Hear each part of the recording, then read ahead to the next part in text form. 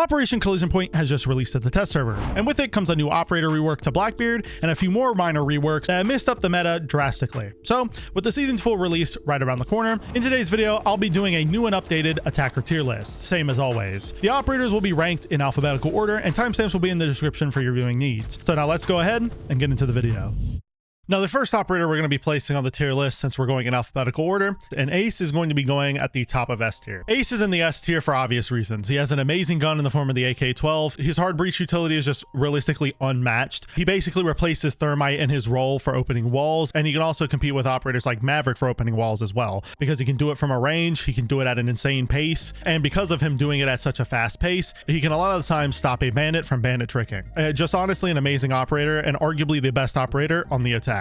Now, the next operator we're going to be placing on the tier list is Amaru, and she's going to be going in the C tier. The reason why Amaru finds herself in the C tier is because she's only really useful in niche strategies. Her grappling hook only allows her to go through windows and hatches at an insane pace, but it produces a whole lot of noise, which leaves the situations where you can use that grappling hook to be quite slim. So you'll see Amaru used in some niche strategies on maps like Cafe and Consulate, where there's a lot of outside windows that you can abuse, but generally you don't see Amaru get picked very much at the higher rank. It's just too much of a risk with very little reward. You only want to be picking her if you're doing a very niche rush strategy, but outside of that, she's not really that useful because she doesn't bring a whole lot of utility to the table. The same thing cannot be said about Ashe, which is why she's going to be going in the A tier. Ashe is just the definition of an operator that's good in almost every round you pick her. She has two really good guns at her disposal, that being the G36C and the R4C. She has her breaching rounds to her disposal, which allows her to deal with hard pieces of utility and to also open soft walls. And she's also a very big counter to Mira, an operator that can be devastating if they go uncountered. So with all those aspects considered, on top of the fact that she's a 3-speed, which makes her a good fragger,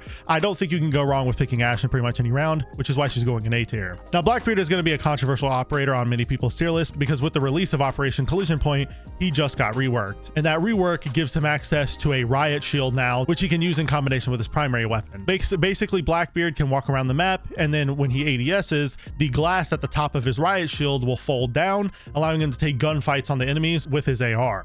This allows him to be a fragging powerhouse because in almost every gunfight, his entire body is protected and the only place that you can shoot him is in his head. However, his ADS speed is insanely slow. He has the slowest ADS speed in the game, which does help to balance this out somewhat, but he's still insanely strong for taking map control since he still has the same buffs of the previous shield rework, and since he can also bust through walls. All of this allows him to be extremely effective at overwhelming roamers and to also just act as an entry fragger for his team. Overall, I think with everything considered, Blackbeard is going to have to go in the top of A tier for me.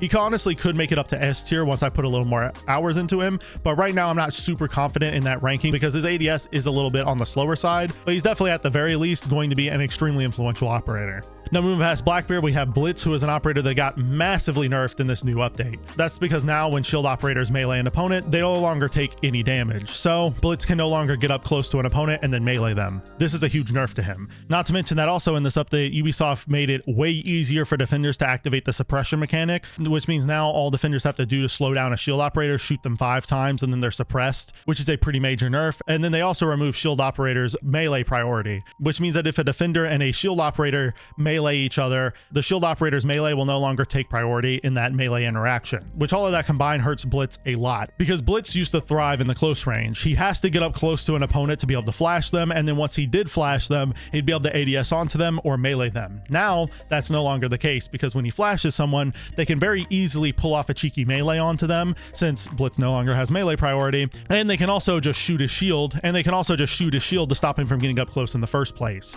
All of this makes Blitz a whole lot weaker, which is why I think in this update, he's going to go in the bottom of C tier. He might even drop off in the D tier, depending on how bad things get for him. Now, after Blitz, we have Brava, and Brava is also going to be joining him in the top of C tier. Brava is a good operator when the enemy team brings gadgets that you can take advantage of. If they bring Aruni Gates, Malusi Banshees, Maestro cameras, Brava can be exceptionally strong in those circumstances. But if the enemy team doesn't bring a lot of electronic gadgets, or if they just bring a ton of counters to drone operators, then you're gonna suffer a lot. And that's why I think Brava belongs in the C tier, because of the fact that she's basically just a counter pick. And so for that reason, she's going in C tier. That doesn't mean she's bad though. She has great weapons. Her gadget can be strong in the right circumstances, and she has good secondary gadgets to her disposal. She just isn't an operator that you can be picking willy-nilly. Well, you have to pick her at the right time time and at the right moment, because A, she doesn't counter a whole lot of gadgets, and B, once you start picking Brava in your rounds, the enemy team is going to massively switch up their lineup to the point where you're no longer going to be able to take advantage of her drones. Now moving past Brava, we have an exceptionally strong operator in the form of Buck, who's going to be going in the middle of A tier. Buck is one of the best attackers in the game right now. He has access to his underbarrel shotgun, which allows him to open holes from range and other soft surfaces from range. He has flashbangs to his disposal. He has flashbangs, and he also has the Gone 6. He has flashbangs, he has secondary hard breach charges, and he has the God 6. The sheer amount of secondary utility he has, on top of the fact that he can make range vert holes, just makes him one of the best solo queue operators in the game. You can open hatches for your team if you need to. You can play vertically like I mentioned. You have access to flashbangs, which can help you take gunfights, and you have a really good gun in the form of the C8 AR. Honestly, you can't go wrong with picking Buck in almost any round, and he's very, very good right now. The same cannot be said about Capitao, which is why he's going to be going in the B tier. Capitao is still a pretty solid pick. His firebolts can be useful for forcing defenders out of power positions. For example, pushing rafters on Clubhouse is a great position to bring Capitao because you can fire off Catwalk and force defenders to run out of that area. This allows Capitao to be extremely effective, as these firebolts combined with the smoke bolts also allow Capitao to be exceptionally strong for pushing into the bomb site and for covering a plant, because you can use the smokes to cover lines of sight to get into the bomb site, and then once the plant goes down, you can use your firebolts to stop the defenders from rotating into the bomb site and killing you. This, combined with the fact that Capitao has some of the best guns in the game and access to pretty good secondary utility in the form of the Gone 6, the Impact EMPs, and hard breach charges, just makes him a really solid operator. The only reason why he's not going all the way up into A tier is because he is heavily countered by Wamai, one of the strongest operators on the defense, and a lot of the times, depending on the bomb site you're taking, you'd be better off picking other operators with more utility like Ying or Grim to do his role. But don't get me wrong, he's still very strong. Now after Capitao, we have Deimos, who's for me is going to be going in the bottom of A tier. After playing Deimos more and more over the past few seasons, I honestly think he's worthy of the A tier right now. He can give the exact pinpoint location of any defender on the map with the click of a button, and if you're good at calling out, you can relay that information to your entire team.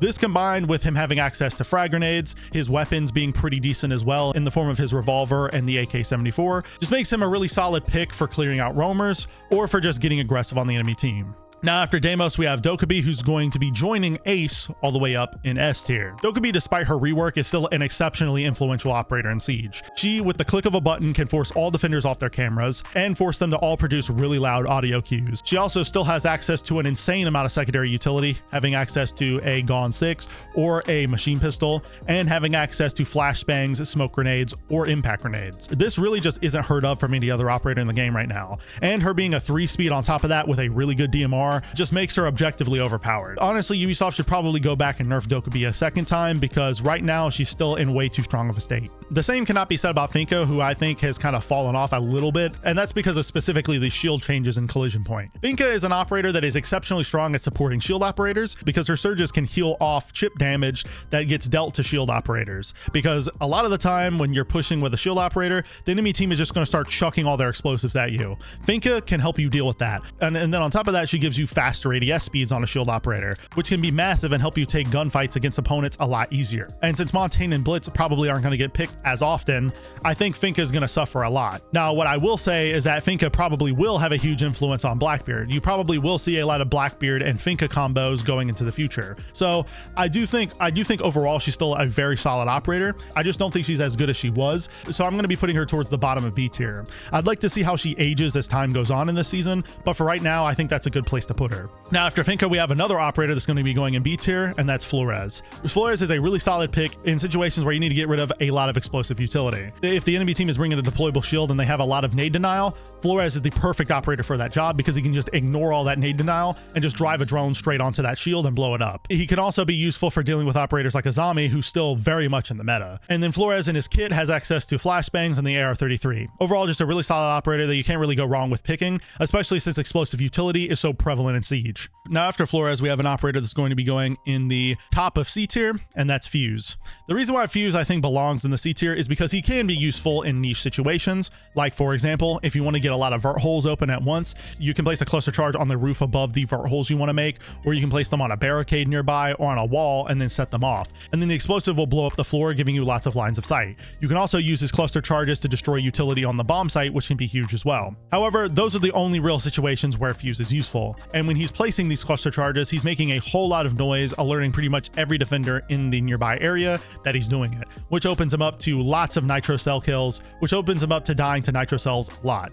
He does have access to the AK-12, which is one of the best guns in the game, and secondary hard breaches to help him open hatches, but I honestly just think that you'd be better off picking vertical play operators in most situations. And another operator that's going to be going in the C tier is Glaz, and he's going to be going in the C tier right behind Fuze. Glaz, especially after the recent update, is just an operator that just is kind of niche at best. And the reason why I say after this update is because recently Ubisoft reworked Sens, and as part of that rework, they removed Glaz's ability to see through his smoke. This means that Glaz no longer has the synergy with Sens that he used to, which was actually a strategy that a lot of people like to implement in ranked, but now that's no longer the case. This combined with the fact that Glaz is heavily countered by Warden, a really popular operator in the meta today, and the fact that he doesn't really bring much utility to his team since he only brings his scope as his primary gadget, I just don't think I can justify putting him any higher on this list. He is decent for smoke plant strategies, but outside of that, you'd be better off picking other operators. And our next operator, Gridlock, is going to be going in the upper side of B tier. Gridlock is an absolute utility powerhouse. She brings her track stingers to the team, which can allow her to cut off a ton of flanks. She has access to nades, a super shorty, and she has access to really solid weapons as well.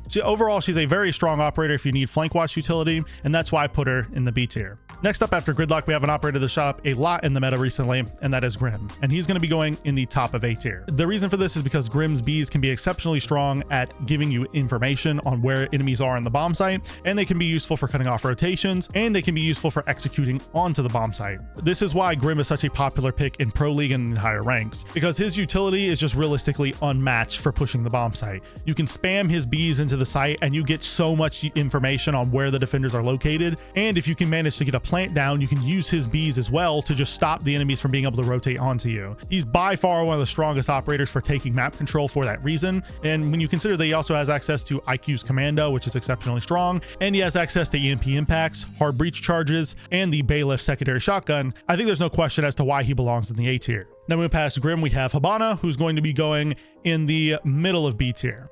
Hibanna is an operator that kind of really hasn't been in the meta for a very long time, and that's because she's only really useful for getting hatches open. Hibanna's gadget is infamously bad for being able to get walls open because it just makes really small holes and it does it really slowly, which makes it easy for the enemy team to bandit trick her or K trick her. So her gadgets aren't good for walls, but they also, I would argue, are not that great for getting hatches open either, because secondary hard breaches exist. And since operators like Buck get access to secondary hard breach charges, and they can just open hatches on top of having access to all the other utility they have, I don't think picking Hibanna in the current meta is really all that useful. You can open a whole lot more hatches than you could by just picking an operator with secondary hard breach charges, but most of the time you're not going to find yourself needing to open more than 2 hatches in a round. And when you combine this with the fact that her ex-Kairos are infamously slow, I don't think I can justify putting her any higher. She is still a solid operator, I just think there's better options out there. She is still a solid operator, especially for dealing with impact tricks, but I just think that there's better operators out there that can do her role. Now our next operator is Iana, who's going to be going in the lower part of B tier. And Iana right now is honestly still a really solid pick, despite her losing a lot of utility. She used to have access to nades, which made her a lot better, but nowadays she still has access to a Gon 6, smoke grenades, and impact EMPs, which can be legitimately useful. Also, getting access to infinite drones is just really underrated, especially when you're solo queuing and you don't have access to a whole lot of information. I still think IQ can function really well for her team as an entry fragger because, like I said, she gets access to those infinite drones, which allows her to drone herself in and give her team a whole lot of information. This combined with her really solid guns does genuinely make her a strong choice for an entry fragger. The only reason why she's not going higher on this list though is because there are operators like Ash that directly compete with her that I think do her job better. Now moving past Iana, we have IQ, who's going to be going in the C tier for pretty obvious reasons. IQ right now is just the definition of niche. She's only really useful for countering a couple specific operators, those being Valkyrie, Echo, and Vigil. Those are the main operators that you want to pick IQ against, and that's about it. And even when you do pick IQ against those operators,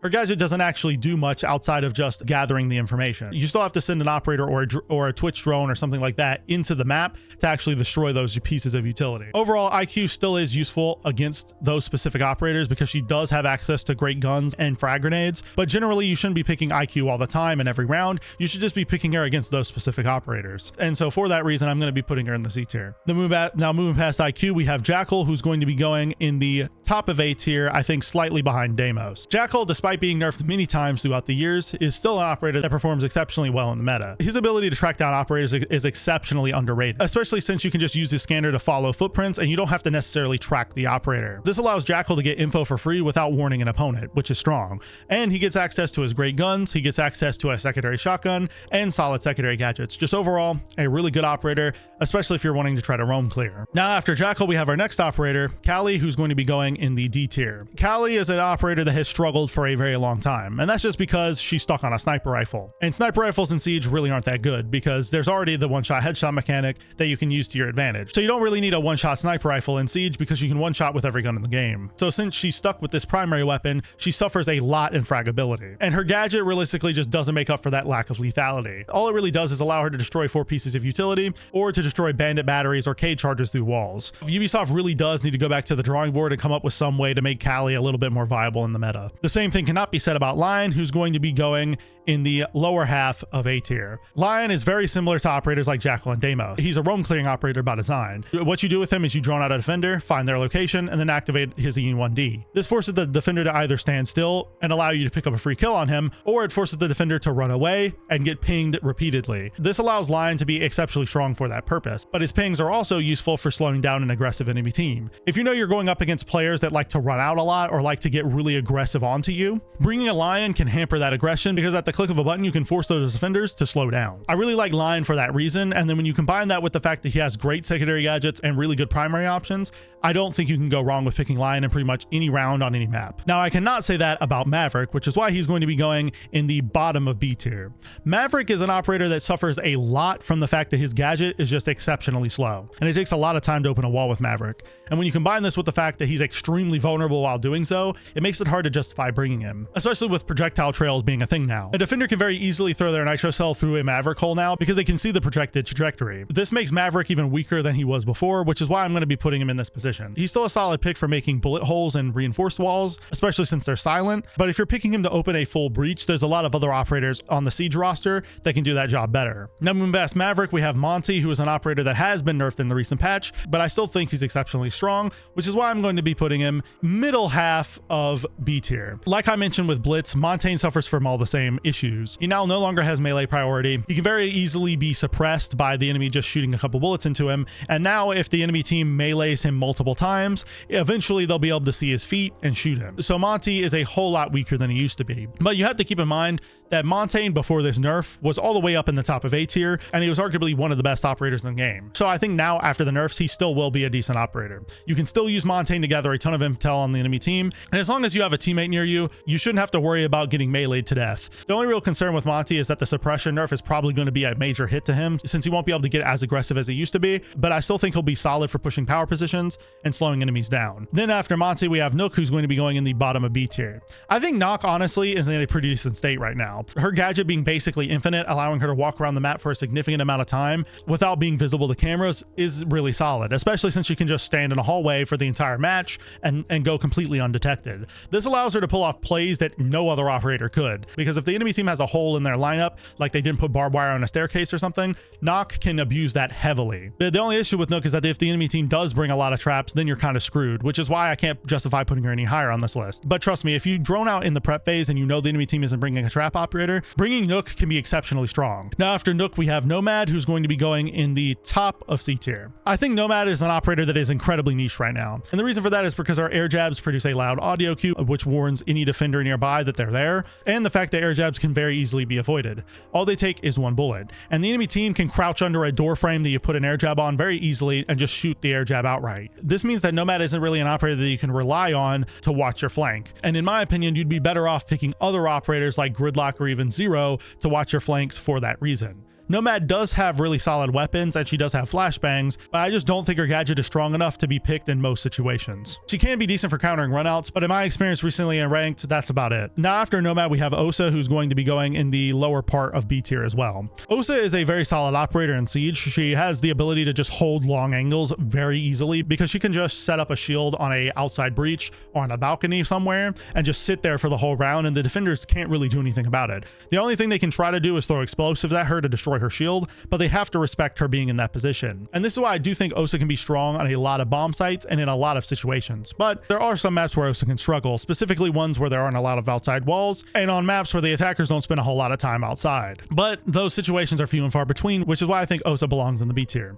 especially since she has access to EMPs, which can allow her to assist her hard breacher in getting a wall open. Now after Osa, we have Ram, who I believe belongs in the A tier. Ram honestly is an operator that has been growing on me a ton recently. Ram's R4C is an exceptionally fun weapon to use, as we all know, but when you combine this with her buggy drones that can allow her to make vert holes from a distance without having to risk taking any damage or dying to a nitro cell, it really makes Ram a fun operator to use. And when you combine that with the fact that her Ram charges make a whole lot of noise, it allows her to make plays that other operators couldn't. I really do think that Ram can be a good operator in pretty much any round that you pick her, as long as you know how to use her. Now after Ram, we have another operator that has been changed with the new Operation Collision Point, and that is Sens. The way Ubisoft decided to change Sens is by giving them the ability to deactivate and reactivate their walls. This can offer for some unique scenarios where you throw down a wall at the start of the round and then you just kind of let it sit there and then you activate it whenever you need it. But the problem is Sens' walls can still be impacted, which means that the enemy team can still very easily counter them. And when you combine that with the fact that in most situations, Sens isn't really going to be using this mechanic, because a lot of the time you're just going to be throwing a smoke wall down and then taking advantage of that smoke wall, I don't think this change is enough to really push them up super high on the tier list, which is why I'm going to be putting them in the bottom of C tier. But I still think that Ubisoft still needs to give them some considerable buffs, specifically to their weapon and also to their gadget, for them to really shine. Now moving past Sens, we have Sledge, who's going to be going in the top half of B tier. I think we all know why Sledge is here. Sledge offers pretty solid utility in the form of a sledgehammer, which can allow him to make vertical holes and to also open castle barricades and destroy other forms of bulletproof utility. And when you combine that with his L85 and his frag grenades, he's just a really solid pick overall. The only issue why he doesn't go higher on this list is because operators like Ram and Buck have kind of taken his job and are doing it better. But I still think you can get away with picking Sledge in the current meta if you just prefer his weapon or enjoy his kit more. Now after Sledge, we have Striker, who's going to be going in the bottom part of B tier. Striker is an operator that's never really grown on me, and that's just because I don't think the attack or secondary gadgets are that strong. Being able to have access to flashbangs and frag grenades can be decent for getting aggressive on the enemy team, and being able to bring impact EMPs and hard breaches can be fun in solo queue, which is where I think Striker mainly shines the most. But I don't think outside of solo queue, in situations outside of solo queue, Striker really shines in any meaningful way compared to other operators. When picking Striker, you're having to sacrifice a gadget for access to an additional secondary gadget, and I just don't think that's worth it in most situations. Striker does have access to really good guns, but I don't think that justifies putting Striker any higher than B tier. Now after Striker, we have another operator that's going to be going in B tier, and that's Thatcher. Thatcher is still an exceptionally strong operator because of the fact that his EMPs have such a wide range. However, impact EMPs have kind of phased him out of the meta. You don't need to pick Thatcher in every round like you used to. Now you can get away with not picking Thatcher, and most of the time it's probably better off for your team because you're freeing up an operator slot that can potentially give you more utility with better guns. If you need to get outside walls open or you need to deal with a lot of electronic utility, Thatcher can be a useful operator to pick in your rounds. But in most circumstances, you'd likely be better off picking other operators with impact EMPs, which is why I'm going to be putting him in the top of B tier. Still a solid pick, but definitely not necessary. Speaking of operators that are no longer in the meta, our next operator that's going to be getting placed on this tier list is Thermite, and Thermite's going to be going in the lower part of B tier. Thermite is good for getting massive holes in a reinforced wall open, but that's about it. He still has to go up to the wall and place down his thermite charge, which means he has to risk getting shot or taking tons of damage from explosives when doing so. His charges still take a whole lot of time to detonate, which means that he can very easily be bandit tricked, and his guns are just objectively worse than an operator like Ace, which is why it's very hard to justify bringing Thermite in most rounds. However, if you need to get a large hole in an outside wall open, Thermite can be good for that job. You just better be ready for a bandit trick, and you better bring operators that can help you counter that bandit trick. Now after Thermite, we have Twitch, who's going to be going in the upper part of B tier. I think Twitch is a very fun operator right now, especially since she has access to the 417 and the F2, which are two really fun guns to use. But you do have to keep in mind that Twitch can be very easily countered. If the enemy team knows that you're picking Twitch a lot, they're likely going to pick Mozzie, who's gotten even stronger recently, or they're going to pick a Mute. And both of those operators can just stop Twitch dead in their tracks. Not to mention that if the enemy team is just listening out or paying attention, they can very easily notice that you have a Twitch drone nearby and they can shoot it. This makes it hard to get Twitch's drones into areas where you you can deal with a lot of utility. But if you just pick Twitch in 1 or 2 rounds of the game, it can allow you to deal with utility that you otherwise wouldn't be able to. So using Twitch as an off pick throughout your games can be useful. But I don't think picking her in every round of your matches is effective, which is why I didn't put her in A tier. However, an operator that is going to be going in A tier is Ying, who I'm going to be putting in the top part of A tier. Ying, despite the nerf in Operation Collision Point, is still very strong. Her having access to 4 Candelas allows her to overwhelm the bomb site with flashbangs, which can disorient the enemy team and give you an opportunity to push in. This combined with the fact that she has an LMG, which can allow her to take multiple gunfights on enemies very easily, and the fact that she has smoke grenades just makes her a site execution powerhouse. She fills a very similar role to Grim in that way. However, one thing that Ying suffers from that Grim doesn't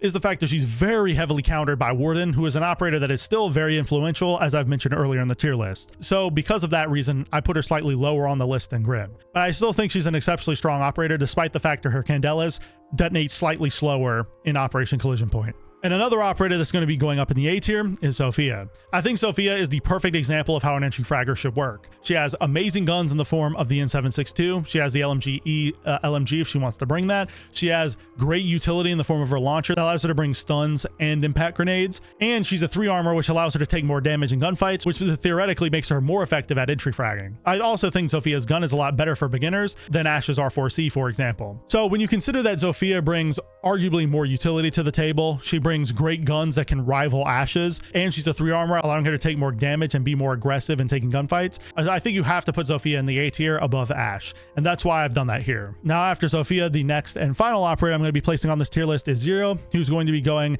actually in the lower part of B tier. I think Zero belongs in B tier nowadays because of the fact that he has 6 cameras to his disposal. This is an insane amount. Even if his cameras make a whole lot of noise and are pretty obvious, you can just overwhelm the bomb site with a ton of cameras, and one of them will inevitably slip through the cracks. And this can allow you to get great lines of sight on the enemies and can give you a ton of information that can be vital in your execution. This combined with the fact that Zero has the best AR in the game in the form of the SC3000, and he has the MP7 as his other primary option, and the fact that he has great secondary utility in the form of secondary hard breach charges and the Gon 6, I don't think you can go wrong with picking Zero in a lot of rounds. Just keep in mind that once the enemy team knows you're bringing Zero, they're likely going to bring a lot of operators to counter you, and they're also going to be more aggressively on the lookout for your cameras. Anyways, that wraps up today's tier list. As always, these videos are strictly my opinion, and if you disagree, feel free to leave your takes in the comments down below. If you enjoyed today's video, I make Siege content just like this twice a week, so go subscribe to the channel and follow me on Twitter if you don't want to miss the next upload. Now, if you want to watch another video just like this one, a video will be popping up on your screen right now that I'm sure you all enjoy. I'll see you next time, friends, and peace.